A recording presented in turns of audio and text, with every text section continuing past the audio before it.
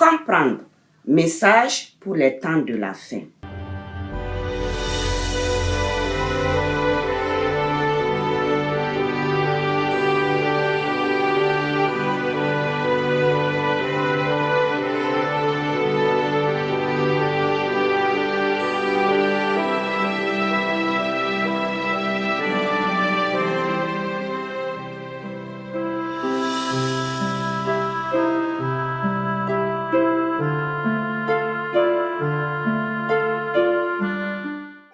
Bienvenue à votre émission.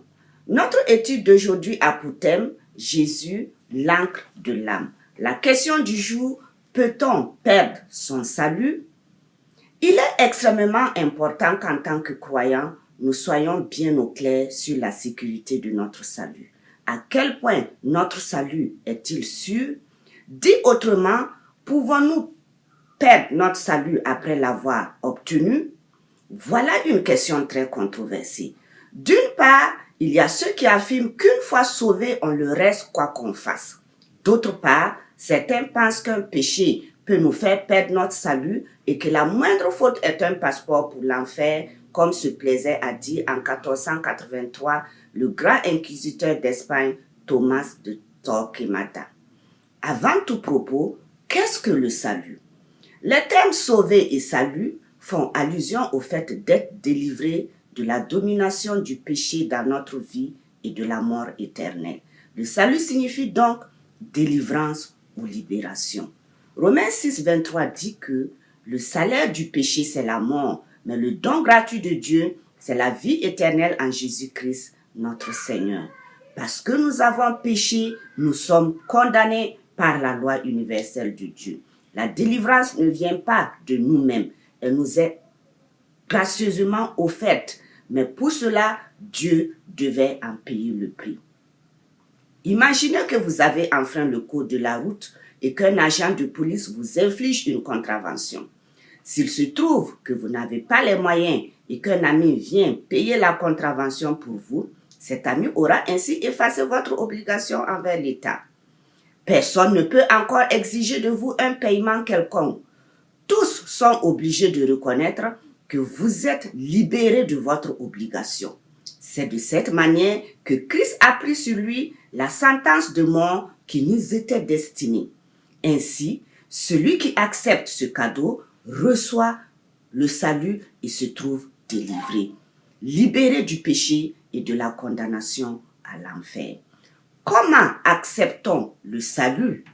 Romains 19 nous dit que si tu confesses de ta bouche le Seigneur Jésus et si tu crois dans ton cœur que Dieu l'a ressuscité des morts, tu seras sauvé.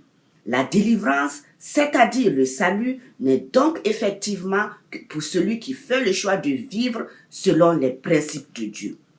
Par contre, si notre conversion n'est que du bout des lèvres et que notre cœur n'a aucunement envie d'obéir à la parole de Dieu, nous perdrons cette opportunité d'être sauvés.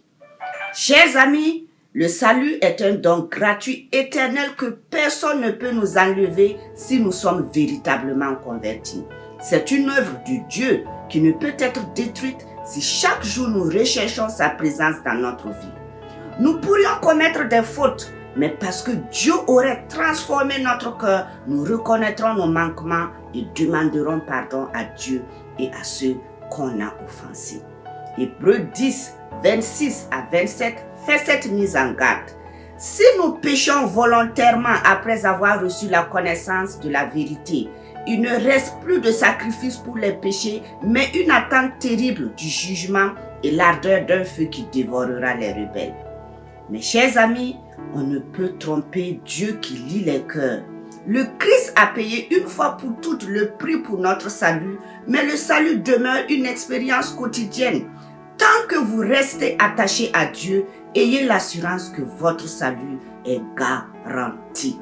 Mais que ceux qui abandonnent la voie de Dieu, même après avoir marché des années avec lui, ne s'étonnent pas d'entendre au jour du jugement ces paroles du Christ dans Matthieu 25, 41. Retirez-vous du moi maudit, allez dans le feu éternel qui a été préparé pour le diable et pour ses anges. Prions. Seigneur notre Dieu, Nous te disons merci pour le don du salut. Nous voulons accepter cette grâce chaque jour de notre vie et marcher avec toi d'un cœur sincère. Père, nous reconnaissons que sans toi, nous ne pouvons rien.